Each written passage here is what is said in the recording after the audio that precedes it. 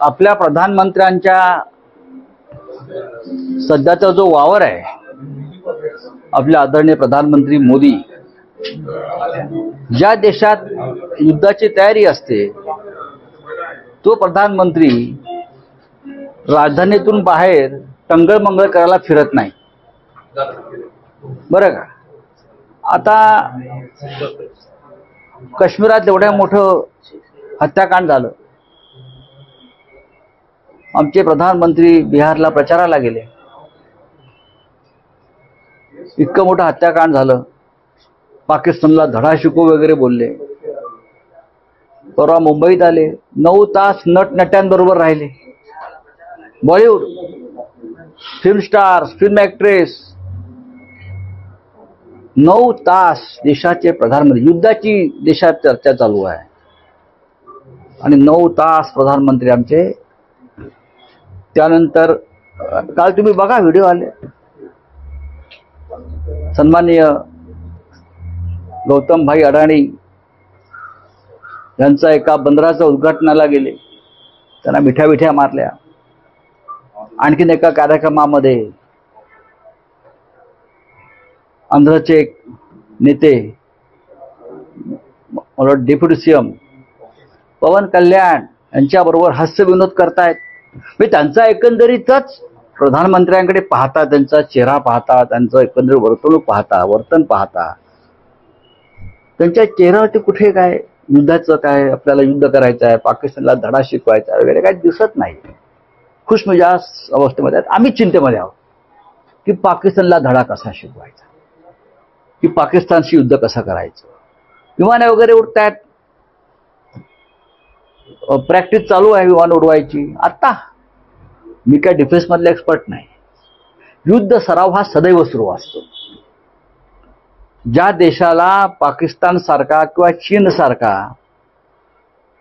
एक दुश्मन शेजारी लाभलेला आहे, तिथे युद्ध सराव ऐन वेळेस होत नाही, हा सुरूच असतो, एक प्रोसेस आहे. त्याच्यावर मी त्याच्यावर टीका, तो डिफेन्सचा विषय. पण प्रधानमंत्री किंवा एकंदरीत सरकारचं वर्तन पाहता त्यांच्या चेहऱ्यावरती मला ते युद्धाला सामोरं जात आहेत असं वाटत नाही. फक्त मीडियामध्ये बातम्या येत आहेत, त्यांनी युद्ध सुरू केलं आहे मीडियातून, विशेषतः राष्ट्रीय मीडियाने युद्ध सुरू केलं आहे, बॉम्ब टाकलेले आहेत पाकिस्तानवर, पाकिस्तानचे राज्यकर्ते पळून गेलेले आहेत, भूमिगत झालेले आहेत वगैरे, हे युद्ध सुरू आहे. पण मोदीने अद्याप युद्ध सुरू केलेलं नाही. ती त्यांची आता काय मानसिकता आहे पाहावं लागेल. सर, विरोधी पक्षांची जी आक्रमकता आहे किंवा युद्ध जो आहे तो देशाला परवडणारा आहे का? कारण एक फॅक्शन असं म्हणतोय ज्यांनी युद्धामध्ये त्यांच्या कुटुंबाचे काही लोक गमावले ना, असं आम्ही कुठे म्हणतो. मोदी म्हणाले आहेत ना युद्धाची भाषा. युद्धाची भाषा कोणी केली? युद्धाची भाषा प्रधानमंत्र्यांनी केली. तुम्ही जे म्हणताय विरोधी पक्षांना धडा शिकवा, धडा शिकवायला पाहिजे. सर्वपक्षीय बैठकीमध्ये जी चर्चा झाली का त्याच्या आधी घरात घुसून मारण्याची भाषा कोणी केली आहे? राजनाथ सिंगने केली. राजनाथ सिंग हे भाजपचे साधे कार्यकर्ते आहेत, काय देशाचे संरक्षण मंत्री आहेत. घरात घुसून मारू. काल देशाचे गृहमंत्री अमित शहा काय म्हटले? चुन चुन कर मारेंगे. अडवलंय कोणी? चुन चुन कर मारो ना. ज्या पद्धतीनं तुम्ही भाजपच्या विरोधकांना चुन चुन कर मारता आणि खतम करता, तसं तुम्ही पाकिस्तानच्या लोकांना पण चुन चुन कर मारू शकता, आपल्या दुश्मनांना. खरं म्हणजे या सगळ्याला जबाबदारच अमित शहा आहेत, गृहमंत्री.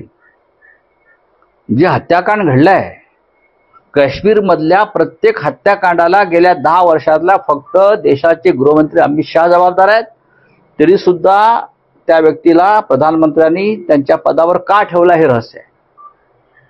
का ठेवलंय? 27 जणांचे जे हत्याकांड झालंय त्यात आपल्या राज्यातले 6 जण आहेत. त्याला जबाबदार अमित शहा आहेत. ते काय चुनचुनके मारू करतात. आमचे लोक चुनचुनकर मारले, त्याने तुम्ही राजीनामा दिला पाहिजे, त्यांचा राजीनामा घेतला पाहिजे. मी कालही म्हणालो मला विरोधी पक्षाचा विषय कीव आहे. त्यांनी सगळ्यात आधी अमित शहांचा राजीनामा मागायला पाहिजे, त्यासाठी आवाज उठवायला पाहिजे आणि नंतर समर्थनाच्या गोष्टी केल्या पाहिजे सरकारला.